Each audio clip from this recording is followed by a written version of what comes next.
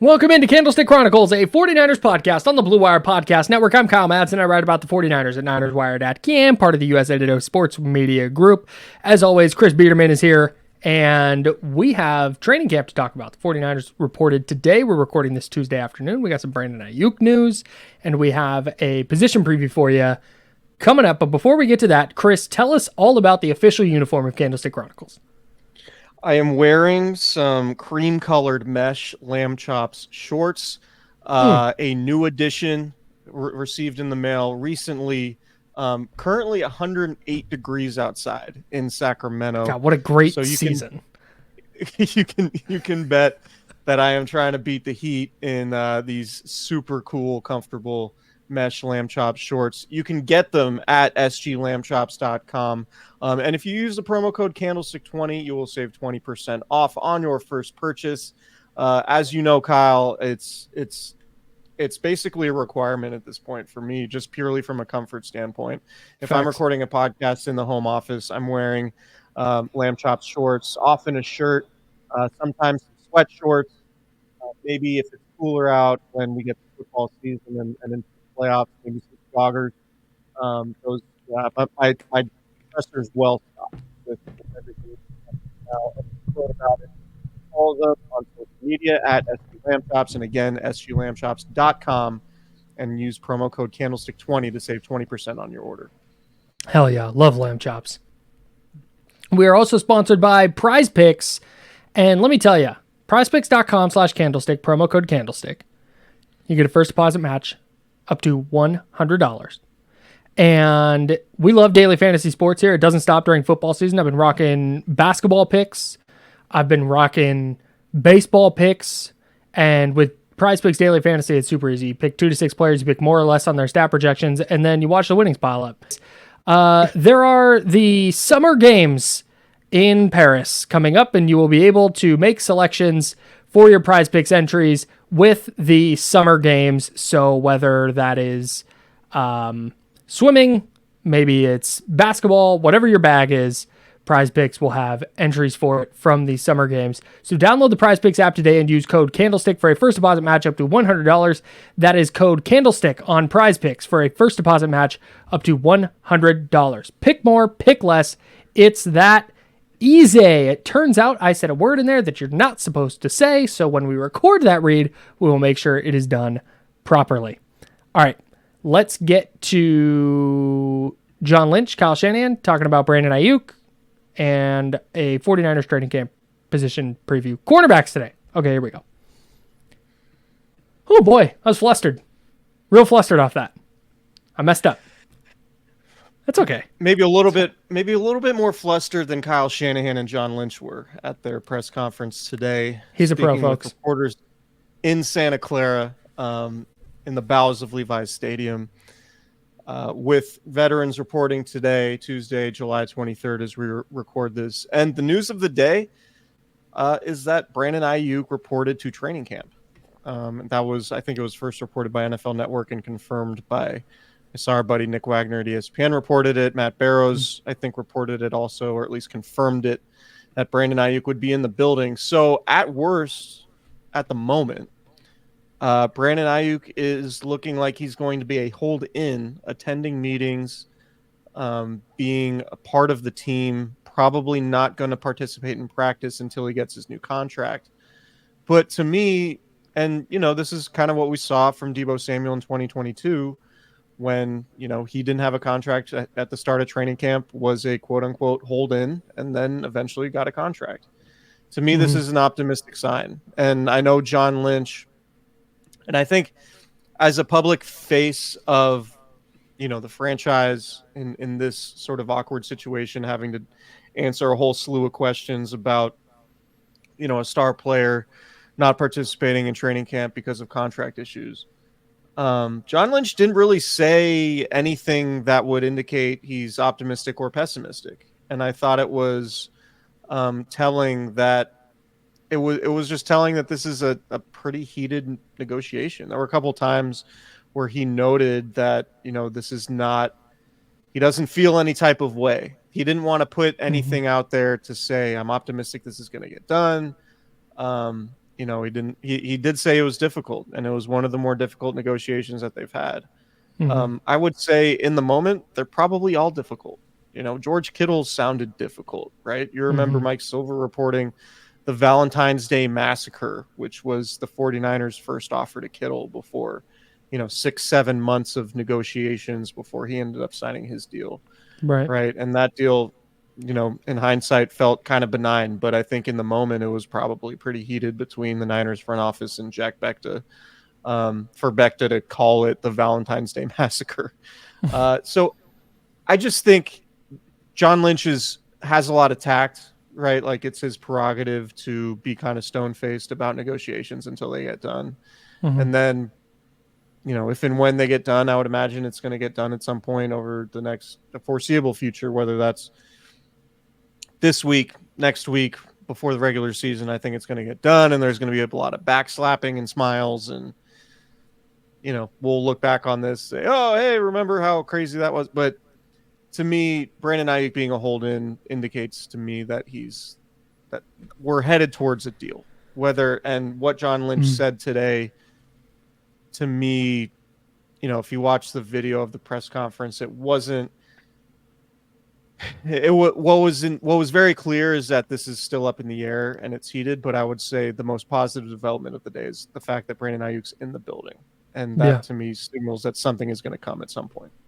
Yeah, I think this is the right move for Aiyuk, because this now, in a way, puts the ball in the 49ers court, where he went, okay, I'm here. Like, look, I'm the one showing up. I'm the one trying to make this work. And I think that was the right move, especially when you look and see, and Deebo Samuel did the hold-in thing, but when you look and see what Nick Bosa did last year, where he didn't show up until a week before the season started, or the week the season started, actually. Showed up for regular season practice week 1, and you saw him get off to a slow start. And if you're Brandon Aiyuk, I think being in the building and being nearby, it allows you to, hey, maybe something gets done tonight. And they get a deal done tomorrow, and he's on the field for the first day of training camp. I don't necessarily expect that, but it gives him that opportunity. And like I said, it just, from the public perception standpoint, he was the one posting on TikTok, talking to Jaden Daniels and the Commanders quarterback, and posting Commanders tape, and then on the pivot with Ryan Clark saying that his next team would be the 49ers or the Steelers or the Commanders, and not really committing to that one way or the other. Well, now, hey, he's committing to whatever this is going to be with the 49ers, whether it's a contract extension or playing on his 5th year and trying this again next year, which I don't think is going to happen. I think they'll come to a deal, but he's there. He's in the building. He's doing his part, which I think, at least publicly, puts the ball in the Niners' court to kind of come to the table and play, because Brandon Aiyuk is doing what he can be doing right now, which I think is a good move. It would behoove spinning this forward. I mean, just kind of under the assumption that this deal's going to get done, which I think you and I have been pretty steadfast on this entire offseason, frankly. The Niners do need to start getting these deals done sooner. Right. I think and I'm alluding to Brock Purdy next offseason. Sure. And he's eligible for his contract extension as soon as the regular season's done. And I would just if you could get that deal done before Brock Purdy, before the playoffs start, that to me would it would make a lot of sense to me.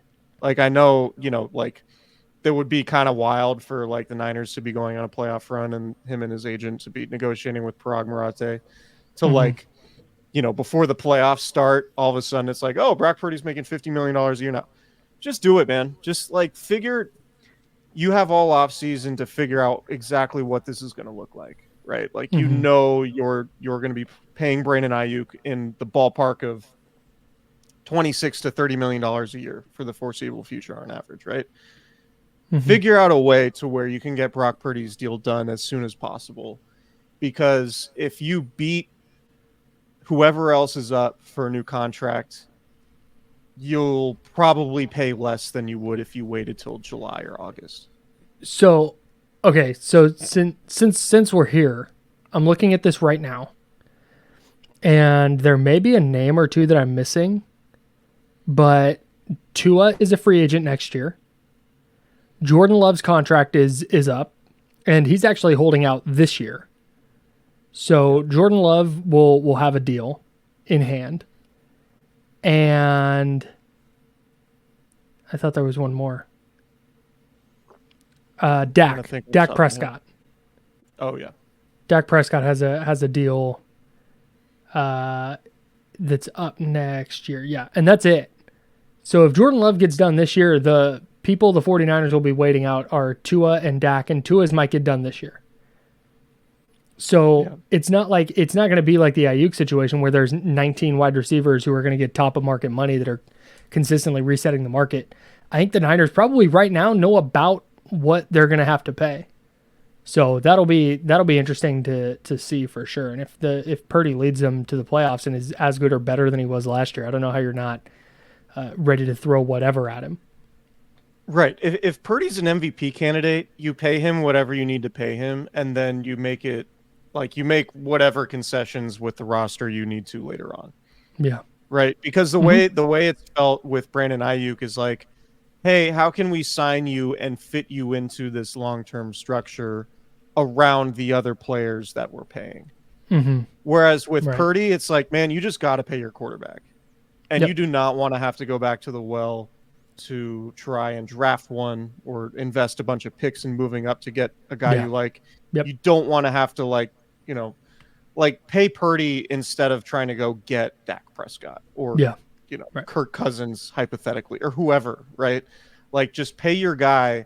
And then if you have to cut a bunch of dudes and do it, like smart organizations just move on, right? From guys. And like it's tough to say right now because we're talking about before a season when the 49ers have their Super Bowl window still open, hypothetically. Mm-hmm. But, like if you have to, in my opinion, I would pay Purdy, assuming he has the type of year and rides this trajectory that he's been on, right? If he's an MVP candidate like he was last year, his first full season as a starter, and that is the same or better, then, give Purdy what he wants. And then, all right, ask all these different dudes to make pay cuts or take pay cuts. And if they don't want to take them, then you move on and you just got to hope that you can draft their replacements. Yep. Because that's like essentially what the Patriots did, right? That's what you have to do. It's what you have to do in the NFL. Like your roster has to evolve. Like the Chiefs roster evolved quite a bit and they've won 3 championships with 3 pretty substantially different rosters around, Nick Bosa is going to be there. Mm-hmm. Fred Warner is going to be there. Brock Purdy is going to be there. Christian McCaffrey is going to be there, and potentially Brandon Aiyuk. Other than that, like everyone else, just kind of like fill in the holes where you can. Like you have to get Purdy signed, and so the reason why we're spinning this forward again is because like the sooner you get that deal done, the sooner you can build a roster that makes sense instead of trying to. Try to piece all this stuff together when training camp's starting. To me, that's what the 49ers have to do going forward. And to relate this back to Brandon Aiyuk, all of this is coming up with your quarterback, and you have his leading receiver here who needs a contract. It seems pretty easy, but the Niners are going to do this thing where they try and squeeze every dollar out of this, and that's just kind of what it is. I'm tired of, because Kyle Shanahan said this on the TK show. It's Tim Kawakami's podcast. He did an interview with Kyle Shanahan. It's really good. He does one every year. It's always really good. So go check that out. But Kyle Shanahan said this on the TK show, and John Lynch said this today, where they were like, well, it's not our philosophy to wait to get deals done. Like, oh, but it kind of is. At this point, it is. It's not like a bad thing, but you should probably change whatever it is that you're doing that makes these deals wait so long. Well, we've talked about it. Like John Lynch always says, deadline spur action. It's like, well, really the only deadline that you guys operate under is the start of training camp. Right. And the start of the regular season. Right. So maybe say like, hey, like free agency is our deadline, or like the combine or whatever. Like you can get these deals done far sooner than they have. And I have a hard time really criticizing the 49ers for this because they're so good with the cap and they've been to 4 NFC title games in the last 5 years and they've been to 2 Super Bowls and they've been a couple of plays from winning 2 Super Bowls and a couple of plays from going to another one. So it's they've had all the success. So it's really hard to criticize the process, but at the same time, they're by waiting until training camp, right? Their hope is that, okay, well, then the fines kick in, and that's going to get the player to decide to come down from their number, and we're going to save this couple of $1 million or whatever it is. And why? If it seems like it'd be so much easier and so much better for the long-term health of the team and the player if, yeah, hey, you know what? We got this done in late June this time. And did it cost us an extra $1.5 million guaranteed dollars? It sure did. But you know what? It was worth it. I don't know. How much do you think the Niners would have paid to have 18 sacks from Nick Bosa last year instead of 9.5 or whatever he had? Whatever. Okay, so I'm glad you brought that up. Because John Lynch said today that Bosa was the one who didn't want to negotiate until September, which I thought was super fascinating. Yeah, I don't know. I'm not entirely sure about that. I don't know who it behooves to, if you're Nick Bosa's camp, why you would do that. That doesn't make any sense to me. Because you're doing your client a disservice by saying, yeah, we're fine with missing practice. It was like, yeah, obviously Nick Bosa is going to be in shape. Like Nick Bosa exercises, right? Like we joke that Nick Bosa is like one of the most elite exercisers we've ever seen, right? But there's a difference between doing Nick Bosa exercises and building out your quads and having just a ridiculous physique and being in football shape, right? Right. And Nick Bosa would even admit as much. So, yeah, if Nick Bosa's camp said we don't want to negotiate till September, like that's kind of dumb in my opinion. Yeah. Yeah. So I don't know. We'll see. I'm expecting an Aiyuk deal to get done, but at some point, and to your point, like the 49ers do deserve a lot of credit. They've been good at getting these deals done, but it is also worth pointing out in getting these deals done, it hasn't been smooth, and their inability to get the deals done quickly has impacted the players. And maybe the players deserve blame for this too, but the contract stalemates that the 49ers have gone through have impacted the performance they've gotten from their players. And ultimately their job as an organization is to maximize their players.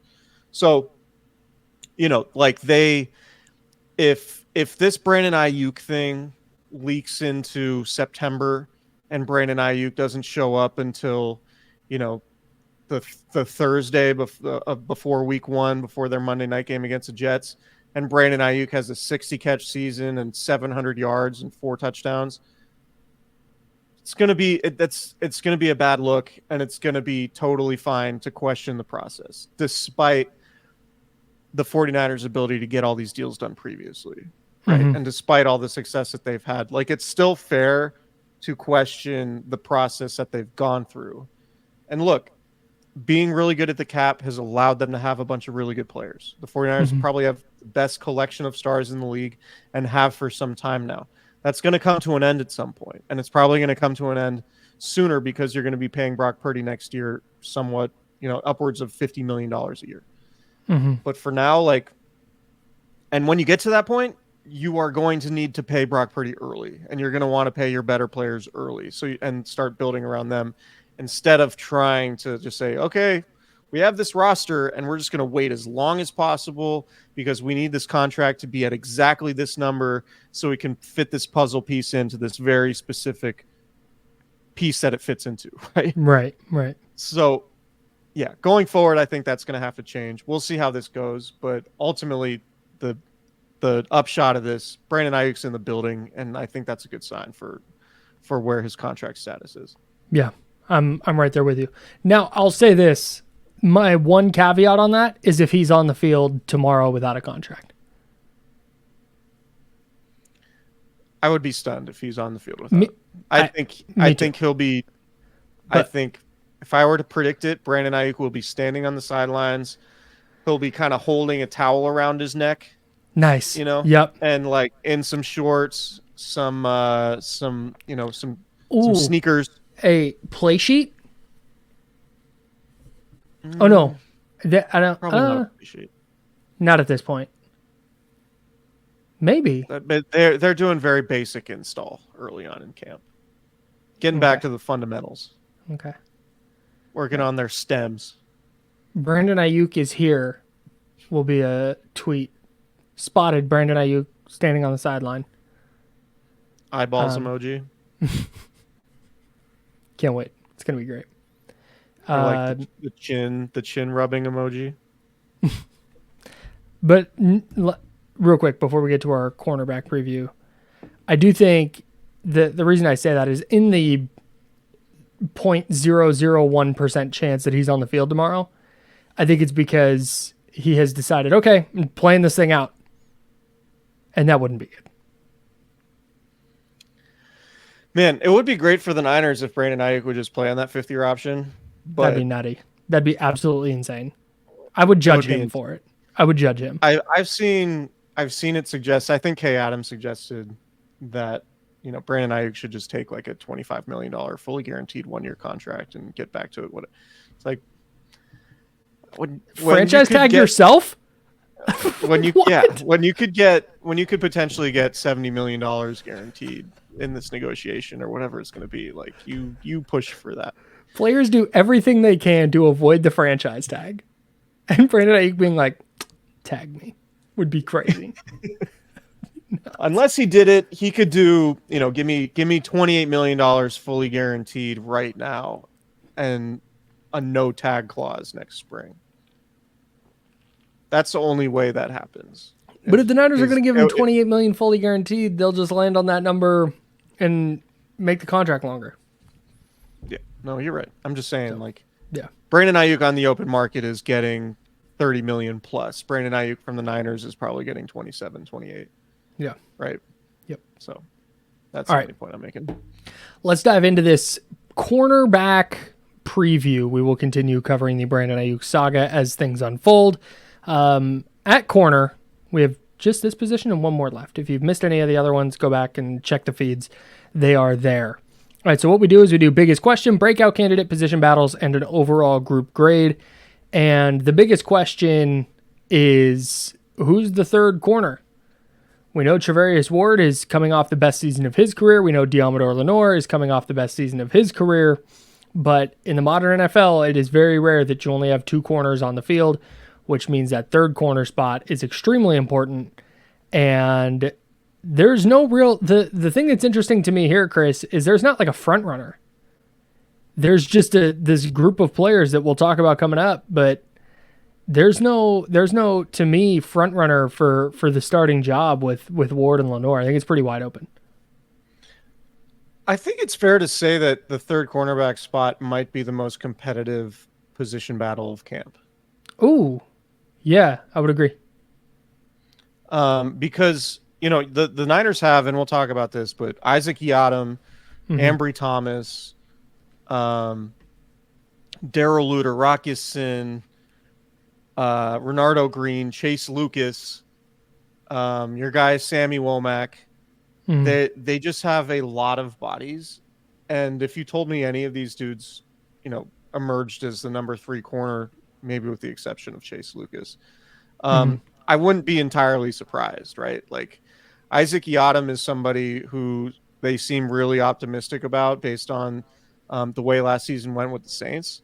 Ambry Thomas has played reasonably high-level football with the 49ers. I know it's been kind of a roller coaster, but if he, had a great offseason and played really well and, reminded you of why he was getting a bunch of time in the playoffs a couple years ago, like that wouldn't be super surprising, right? Darrell Luter taking a step as a guy they drafted late. Rock Ya-Sin is somebody who was drafted highly, who has, some pedigree and some experience in the league. And Renardo Green, a second-round pick, obviously is going to make the team. So it seems like it's just a very competitive battle for that third cornerback spot. My biggest question is, will Renardo Green be good enough to contribute as a rookie? And, that you can... you can evaluate the success of a draft pick in a few different ways, right? Like it felt like when the Niners took Aaron Banks in the second round a couple years ago and he wasn't starting as a rookie, it was like, man, what a waste. This seems like this seems like a bust. This seems like a terrible outcome. And then in his second, third season, he's like, oh no, Aaron Banks is like a pretty good guard. Borderline Pro Bowler. Yeah. Like somebody, borderline Pro Bowler, somebody you feel pretty good about. But because he didn't start that rookie season, it didn't feel like a slam dunk. Like, where on that scale is Renardo Green going to be? Is he going to be somebody? I would think, given his college career, it feels like he could come in and contribute early on and maybe be that guy. It wouldn't surprise me, though. Like, Kyle Shanahan famously distrusts rookies, I think, particularly rookie defensive backs. If he could either, I think all the variables or all the outcomes are possible here. Right. Like I think there's a wide array of outcomes for Renardo Green's rookie season. I think he could be really good early on as a rookie. And it's like, oh man, the 49ers drafted a dude in the second round. Or it could be, Renardo Green's, they're kind of treating this like a redshirt season. He's just not ready yet. And he's inactive on game days because Isaac Yiadom is better. And then Samuel Womack is better on special teams or whatever. But I think it would be a really big development for the Niners in their future if Renardo Green proved to be good as a rookie. Yeah. Because Charvarius Ward is due for a new contract next year. So is Diamador Lenore. Like they drafted Renardo Green because they know they might get thinner at that position going forward. And they just need to have guys who play at high levels on rookie contracts. Yeah, man. They spent the 64th overall pick on Renardo Green. It's the earliest they'd ever taken a cornerback under Kyle Shanahan and John Lynch, which I think speaks A, to a new front office with Adam Peters no longer there, but B, I think it speaks to their confidence in Green as a player. And given their situation at corner, maybe Luter and Yiadom and Thomas are just awesome in camp, and Green is by default the last corner on the depth chart. But I'm not buying Ambry Thomas going into this year. Darrell Luter, major question mark still. Rock Ya-Sin, he's just been okay. Isaac Yiadom coming off the best season of his career defensively, but was that just because he was with the Saints? Is he going to pick up where he left off? Like, there's so many question marks. There's room here for Renardo Green, if he is good, to get on the field right away. And if the 49ers had their druthers, I think he would. I think they would hope that their second round pick is good enough to be a starting corner in this secondary that doesn't have a ton of like reliable options. So I think this is a pretty big deal, because if he's not playing, if he is just the sixth corner on the depth chart, inactive on game days, I don't know. It's not super easy to draw a path to, not good enough to step on the field in this secondary to, going to be really good next year, though. And like you said, it happens sometimes, but I feel like at corner, I think you typically know pretty good pretty early if a guy can play or not. And if Renardo Green is just a non-factor in this version of the Niners secondary, that'd be tough. That'd be really tough. Curious to see how he gets used. I think the best case scenario for the Niners is probably just to have Diamador Lenore play outside and then move inside. And then your third cornerback is just essentially an outside corner. I think you're probably asking, I mean, maybe I'm wrong, but I think you're asking too much of Renardo Green to come in and just be a good slot cornerback, like from the jump. Yeah, he didn't play there in college. So. Yeah, he didn't play there in college. So I think in order to put him in the best position to succeed, you leave him outside. And then maybe as he gets more experience in the league, if you got to move him inside later, do that. But I think for now, you like Lenore in the slot a little bit more than really anybody. Is there anybody else like that you really like as a slot cornerback among this group? I think Luter might be able to play there, but I also don't. Okay. I don't know what he did in practice last year. He was a special teams guy when he played in games. I know they tried Green at in the slot during minicamp and OTAs, but I don't know if that was a feel it out process to see how he picked it up, or if that's what they're planning to do with him. I don't know. but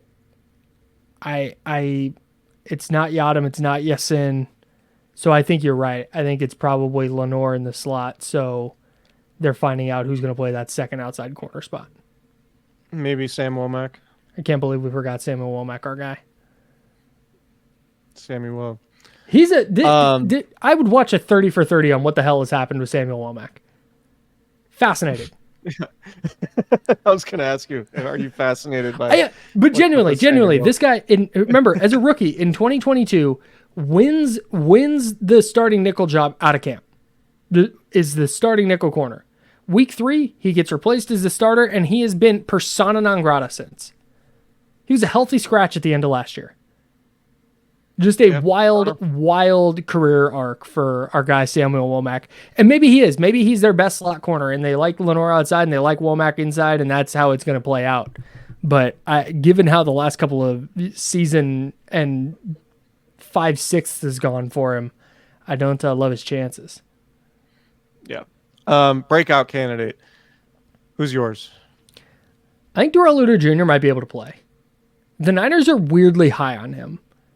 Like, his name will come up in press conferences, but then guys who are around the team every day, guys like Matt Barrows and guys like Matt Mayoko and Nick Wagner,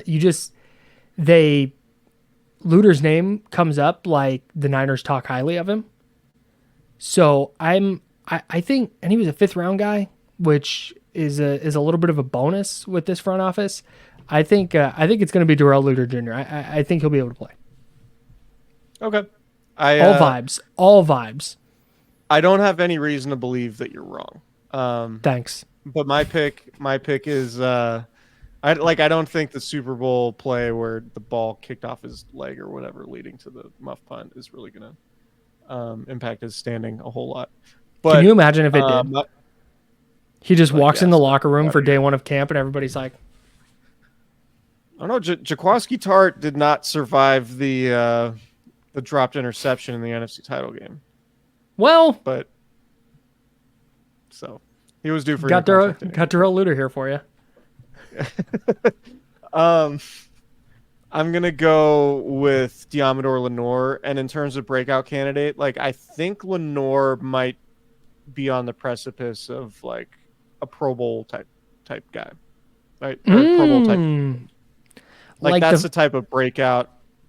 Lenore, we look up in October and it's Lenore's got 3 interceptions and one of them went to the house and a couple big hits, and he's just kind of that's kind of how you get on the map in terms of you have a good season, right? But very few guys, if they're not first round picks or highly touted prospects coming in, you tend to not get recognized until your second good season, right?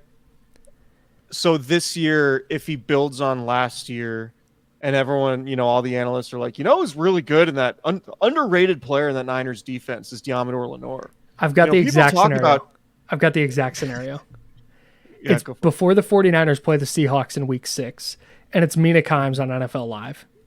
Exactly. And she's going to do a full tape breakdown about how awesome Diamador Lenore is. Right. That's 100% what it is. Charvarius Ward gets a lot of attention in the Niners secondary, and rightly so, but I think one of the most underrated players on that defense is Diamador Lenore. He just does all the little things. And they'll show him being physical in the slot and then making a play on the outside. I just think that's how guys sort of get elevated to, Pro Bowl type players. Yeah. So I think Lenore is a breakout candidate in that sense. It's the ball denial. It's all the throws that don't get made because of him that are going to get highlighted. Right. Well, it's also a contract year for him, right? Mm-hmm. So I wonder, I'm imagining, again, I don't know, all vibes here. I'm imagining the Niners tried to Dre Greenlaw him, where they went, probably. Hey, what about this 2-year, $14 million deal? Please? And he went, right. Nope. That wouldn't surprise me at all. Man, Diamador Lenore's contract, his rookie contract, yeah, he's unrestricted in the offseason. Mm-hmm. Good value pick. 4 years, $3.7 million. That is wild. I would take it. That is. Hey, I mean, KJ, yeah. Kevin Jones, founder of Blue Wire, if you're listening, I'll take a 4-year, $3.7 million deal. But don't expect me to re-sign early. But like in a contract year, a guy like him is like, oh, this dude balled out, and now all of a sudden he's making $20 million somewhere next year, whether it's with the Niners or, like that. There's a real chance he very quickly prices himself out of what the Niners can give him. Yeah, like which that the Niners wouldn't be upset about, frankly, because it means that, like, if Diamador Lenore is a Pro Bowler, there's a very good chance the Niners defense is like elite, right? Yeah, like you only get Diamador Lenore isn't a Pro Bowler on the league's 28th ranked defense. He's a Pro Bowler. Correct. He's a Pro Bowler on like a top 3 defense in the league. Mm-hmm. And the underrated storyline here. The 49ers' new defensive coordinator, Nick Sorensen, was the Nichols coach last year. Something to think about. Totally. I love the way Nick Sorensen is using Diamador Lenore. We hit on the position battles a little bit. For me, it's just all the guys vying for the third spot. Yep, that's it. Thomas, the nickel Luter, corner spot. Green, Lucas Womack. Like, I don't know.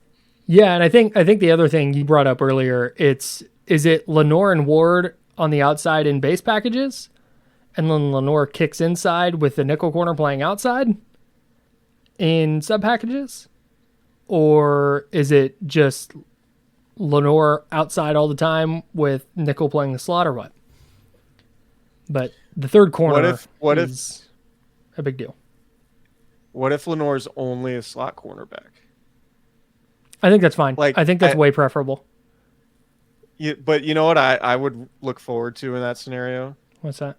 Is the take that, the Niners are playing Lenore only at slot to depress his value in free agency.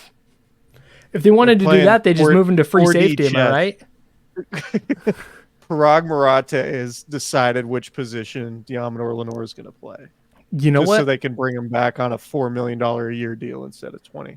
I need Lenore to be really good so I can try and get someone to make Kyle Shanahan say that Lenore is their best nickel corner since Jimmy Ward. I need that to happen. I really need that. Since Logan Ryan.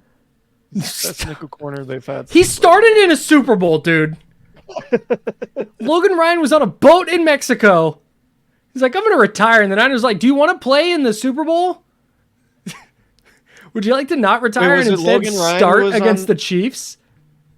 It was Logan Ryan who was on the Disney cruise, right? Yeah. Was Tayshaun Gibson on a cruise too when the Niners reached out about signing him? I don't know. Maybe the Niners just have a thing with boats. What Brandon Aiyuk should do is go on a cruise right now, and then maybe the Niners will offer him a contract. It's Kyle Shanahan down in Cabo with some binos like, hey, is that Logan Ryan? Hey, let's sign that guy. Anyways, this is getting ridiculous. Group grade. What do you give him? I'm giving him an A-. We have not talked about Travarius Ward, but he's really good. He was awesome. Ward's really good. Yeah. Diamador Lenore, not really good, but pretty good. Trending towards potentially really good.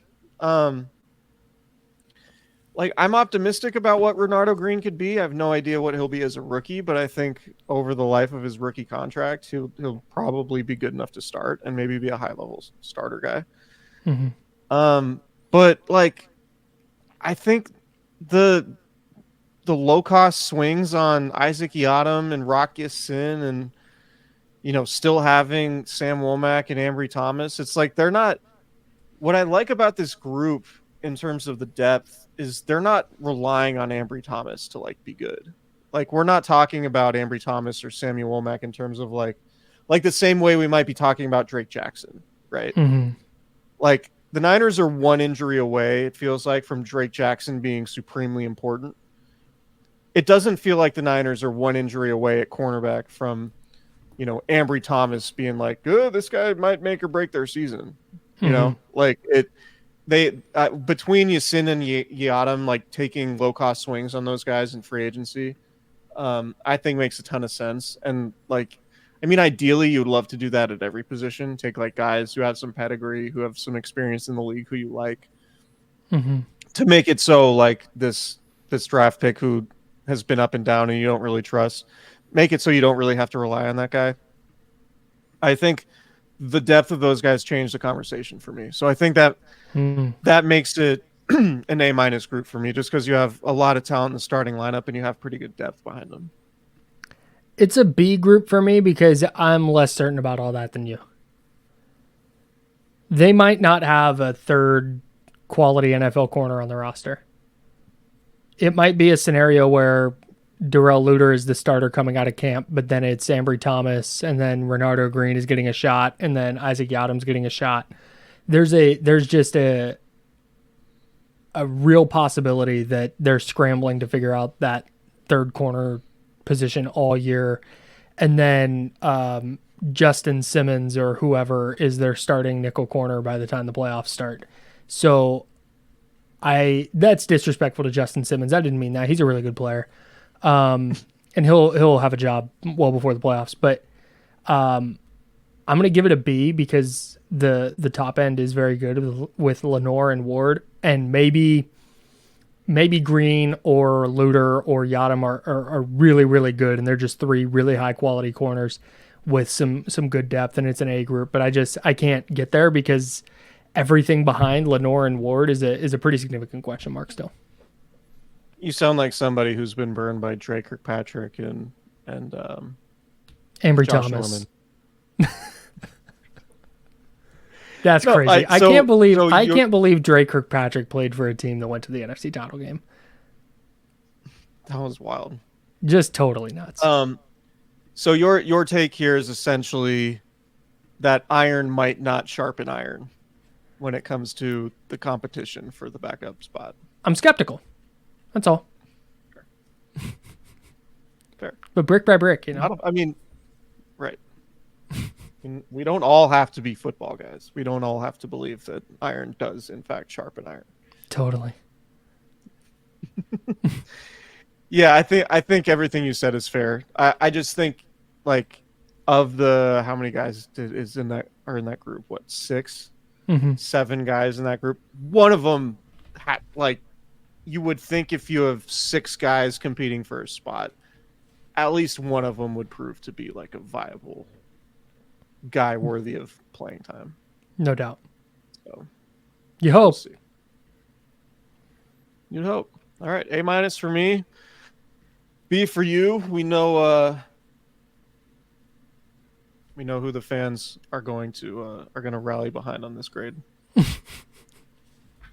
I'll happily be that guy. I enjoy how realistic the B grade is. It's really fair. That's about what I had too. Yeah, B minus. Yeah, I like that.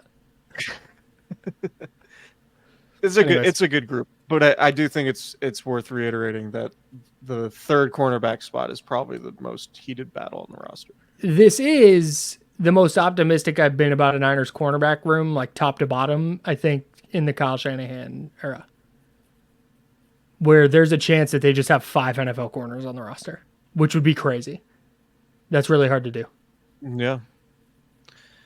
I mean, and another thing, like we alluded to it a little bit, but the fact that your 2 starting corners are in contract years,